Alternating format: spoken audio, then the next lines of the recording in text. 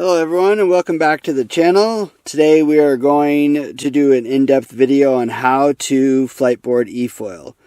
The flightboard has a very intuitive and unique system with a remote control that uses gears and a cruise control, which greatly improves your ability to progress and learn quickly. These features are what really separates the flightboard from most other brand eFoils. There are portions of this video you will relate to other eFoils in general, but for the most part, it really is a flightboard specific video. So if you are thinking about purchasing an eFoil of any brand, or you've purchased a flightboard and are just getting started, then this video is for you. At the time of filming of this video, the most current flightboard model is the Series 2.2. This video will specifically be in regards to the Series 2 and 2.2. But most everything will be very similar if you happen to have a Series 1 as well.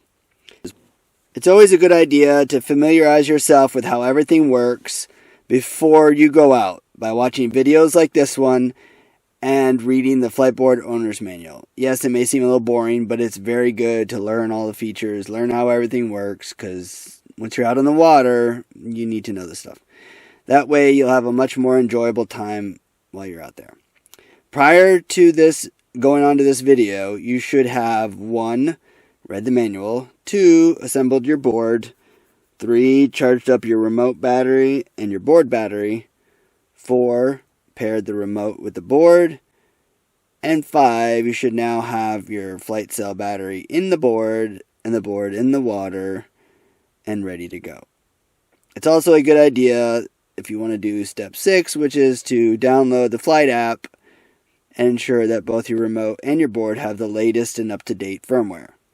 The flight app also allows you to keep track of your sessions, how far you went, how long, where you flew, all on top of a Google map. It's really, really cool. Lots of extra information in there to enhance your flying experience. So the first step to learning to eFoil, especially on the flightboard, is to understand how the remote interacts with the flightboard. So you start by turning on the remote, pushing the plus and the program button for 3 to 5 seconds, which engages the boot up screen. The remote will cycle through and stop at the lock screen. The flightboard has a ton of safety filters built into the system. The primary one is the remote lockout, meaning you have to do a sequence to activate the motor. So the motor cannot be fired off by someone accidentally grabbing the trigger. The board needs to know that you, the rider, are ready to go, and it does this by requiring a sequence, which is to pull the trigger once quickly, then press the minus button, and then you have 5-second countdown to pull the trigger again to start moving. If you wait past that 5 seconds, it will reset back to the lockout screen and you'll just have to do the sequence again. Even if you can't memorize this right away, it says it at the top of the screen, and it'll say pull trigger. Once you pull the trigger, it says click the minus, and then you have 5 seconds to get going. So again, don't worry if you don't memorize it, and promise you that this will become very intuitive and quick to learn once you're out there doing it. So while you're on the water, if you ever fall off the board, abruptly let go of the throttle, or the board tilts past a set angle, the board will automatically shut off the motor for safety, and you will have to redo the start sequence. Pull the trigger, click the minus, and then pull the trigger again to start moving. Don't worry, this will become second nature for you once you get going. So the flightboard remote, also known as the flight controller, is very unique and intuitive. You have a trigger, just like all other eFoils, which is basically your gas pedal. Then you have the plus and the minus buttons, which is how you cycle through the gears and set the cruise control. Think of it like cruise control in your car. You set it and it stays at that speed, and if you want to go a little faster, you just click the plus button, which will go to a higher gear. If you want to go a little slower, you click the minus button, which goes to a lower gear. Just like the cruise control in your car, where you click the stalk up to go a little faster and down to go a little slower. All the while, you're going to have the trigger pulled in all the way. Many factors are going to come into play on how the board will react based off your rider weight, what size board you are, what size wing you have when you pull in that trigger. The most popular setup is the Fliteboard 100-liter board with a Cruiser 1100 wing. So that's what we are going to be referring to in this video, and based off of a rider weight of approximately 120 to 180 pound range. If you're using a larger Cruiser 1800 wing, then the speeds and gears will be a little bit lower, because that larger wing generates lift earlier. And if you're a heavier rider, say 200 plus, then the speeds referenced in this video will be a little bit faster required for you to get on the plane, meaning you may be in one gear higher than what we mentioned. Just follow along in the video and it'll all make sense once you're out on the water using your Fliteboard. So by default, when you start out, you'll be in gear 1. Generally, you're going to start by laying flat on your stomach and your hands on the front of the board and slowly pull in the trigger all the way. Again, this is where the Fliteboard is totally different than all other eFoils, which make you have to guess how much trigger to pull and reach your speed, making the learning process slower and more difficult.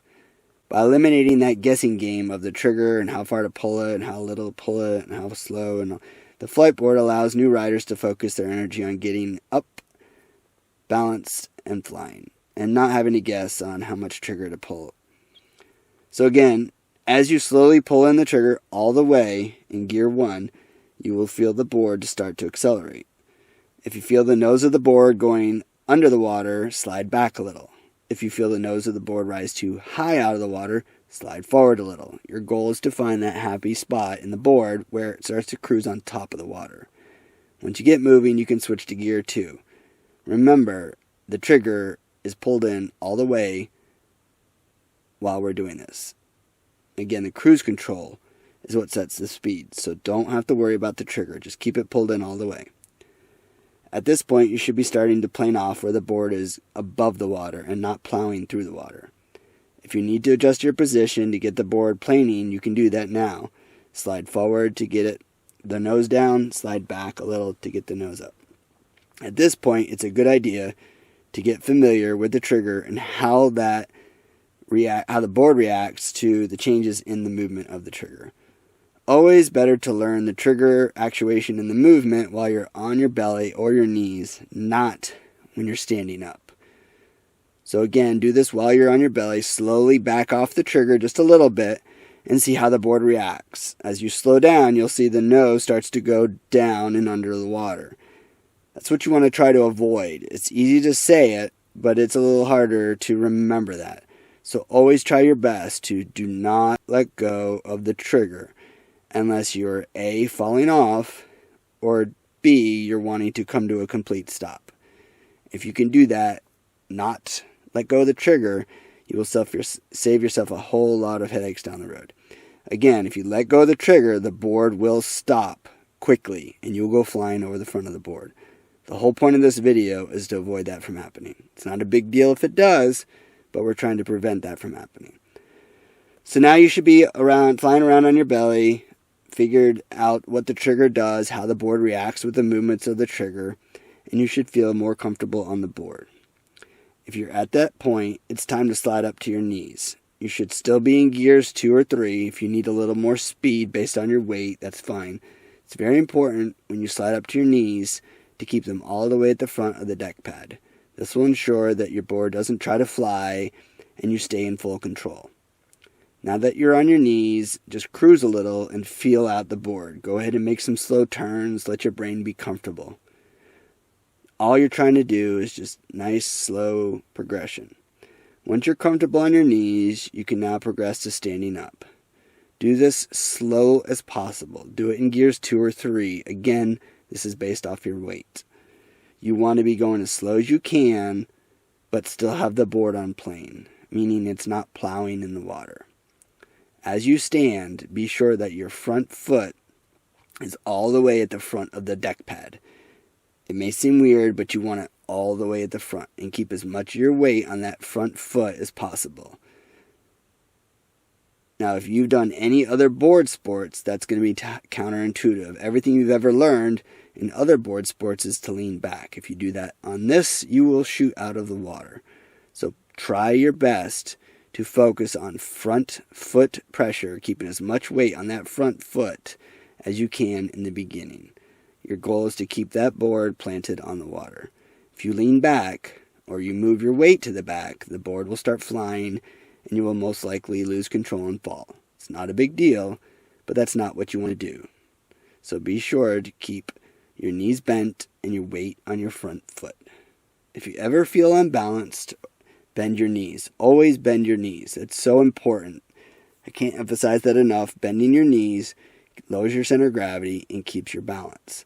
Let your legs work as little shock absorbers and relax. If you're nervous, it's okay, but you still need to try to stay limber and loose so your legs can do the work and keep your balance. If you stand rigid and your muscles are tight and stiff, you will feel unbalanced. It's all about letting your brain learn the balance. So now that you're standing, you can go up to gear 3 if needed. Try your best to keep your weight forward and your speed slow at this point. You just want to learn to ride around on top of the water like a surfboard. Just getting the feel of the board, seeing how it reacts, doing nice slow movements, kind of steer it left to right, and then go ahead and make some slow turns so you can learn how to control the board. It'll all be very intuitive at this point. You just have to let your brain learn this. It's very important if you need to make a U-turn. Generally, it's good to drop down a gear in most cases. This goes for almost all situations. You'll have more control over the board and everything will slow down for you and you will have a lot easier time doing it. Once you've gotten the hang of riding the board on the water and you feel you're comfortable and ready to move to the next step, which is flying, the key here is baby steps. Don't rush it. Crawl before you walk, walk before you run. You just need to let your brain learn the balance of flying slowly. You will have a much more enjoyable experience if you do that. That means doing touch and go, where you fly only a few inches above the water and then lean forward with your weight and touch down. And keep doing that a little bit at a time. Each time you touch down, you're letting your brain reset and learn the balance. Eventually, you stay flying longer and longer. Think of it like when you first learned to ride a bicycle. Your parents held the seat and you rode a little bit. They let go, then they'd grab it. They'd let go, then they'd grab it. And meanwhile, your brain is learning the balance. Eventually, once you get comfortable, they let go entirely and you just rode your bike. Your brain at that point had learned the balance. And that's what you're trying to do here is just let your brain slowly learn the balance. If you rush it, is when you go flying in the air, fall, doesn't feel good, it's not fun. That's what we're trying to prevent here, is letting your brain learn slowly so that way you have a more enjoyable experience. Give your brain time to learn the balance and you'll be less likely to fall. Again, the goal is not to fall off. It may happen, which is perfectly fine, but the goal is to fly, not fall off. So, how do you do the touch and go? At this point, you should be surfing around on gear 3 or 4, again, based on your weight. So next, you want to let the board fly without you having to do much input. You don't want to just lean back and have the board shoot out of the water. You'll lose control and fall off. Again, like other brands where you're guessing on how much trigger and guessing your weight, the Fliteboard makes it much more intuitive and easy by keeping your speed consistent with the gears and the cruise control so you can focus on the balance. What you want to do is slightly move your feet back on the board just a few inches at a time and see how the board reacts. Don't rush it, don't slide too far back, don't shift all your weight back, just a little bit at a time. If it doesn't fly yet, go back a few more inches. What you want is it to just barely be flying, then you know you're good to go.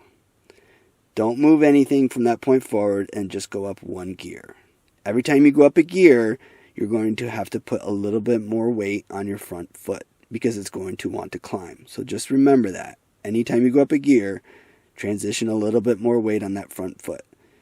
When you go up to the next gear, you should just barely start flying. As soon as you feel it fly, don't rush it, don't force it, just push your weight forward on the board and touch back down. You want to do this a little bit at a time. Just a teeny bit of weight transfer will make the board fly. A few little bit of weight transfer forward will land it back down. All you're trying to do is let your brain learn that balance point of where you can keep the board flying level, not going up and not going down. This just takes time and practice while your brain learns. Don't rush it. Don't try to climb too fast. Don't try to go real high out of the water. Just let your brain learn it. Stay smooth, relax, bend your knees. Continue the touch and go until your brain learns to keep it level where you can fly for longer periods without touching the water. And remember, stay loose and limber. Bend your knees. If you feel uncomfortable or unbalanced, that will lower your center of gravity and get you back comfortable again. At some point, when you start getting comfortable and flying, you will inevitably breach. That means you went so high that the motor and the wing have come out of the water. You'll know this because it'll go from being quiet to all of a sudden a relatively louder burbling sound of the propeller spinning on top of the water. It's similar to when an outboard boat tilts the motor out of the water. At this point, your instinct is going to be to let go of the trigger. Do not do that. If you let go of the trigger, you'll come slamming down from 3 feet in the air. It won't feel good. So try your best to fight that urge to let go of the trigger when you hear that burbling sound. Instead, just don't do anything. That seems really weird to say, but it really is the truth. If you don't do anything, when it breaches, the momentum gets lost a little bit because you no longer have the propeller in the water. The board will come down slowly, and you'll just keep going. If anything, put a little bit of weight in the forward to keep it from, when it touches down, from bouncing back up. But again, it seems weird, it sounds counterintuitive, but every single person that we've ever taught who's learned to do this, if they simply do nothing, then they save it, it comes down, and they keep going. Only problems happen is when you let go of that trigger, or you get all nervous and you do some kind of radical movement and lean too forward, backwards, whatever, and then you fall and it doesn't feel good. So again, try your best to be prepared that when you hear that burbling sound, meaning you went too high, just do nothing. Let it come back down, and once it's coming down, lean forward foot pressure, so that the board stays planted on the water. Let your brain regroup, and then you keep flying. Very important, when you start to lose your balance, which is going to happen, don't fight it. Don't try to save it. Don't try to recover. Instead, just fall away from the board. If you're leaning forward, just go forward, and if you're leaning back, just fall on your back. You're only going 10, 12, 13, 14 miles an hour, so it's no big deal. But what you don't want to do is try to fight it, try to rescue it, and then fall flat on the board. It doesn't feel good. So again, opposite of most all other board sports, don't fight it. If you're losing your balance, just fall back. It's not a big deal. If you're leaning forward, just fall forward. Just dive into the water, regroup, hop back on, no big deal. So remember, this isn't a race. Everyone learns at a different speed. Don't get frustrated. Just take your time, progress at your own pace so your brain can learn the balance. Our brains are truly amazing at learning new things if we just let it and don't get in the way. Don't push it. Don't fight it. Just take your time, relax, keep your knees bent, follow these steps, and you'll be up and flying in no time. If you enjoyed our video, please be sure to help support the channel by clicking the like and subscribe button and the bell notification so that you get told when we get next video. This will help us bring more great videos to you and help support the channel. If you have any other questions, we are always here to help. Please give us a call or email us. And of course, check out our website for more details on flight boards at FOILUSA.com.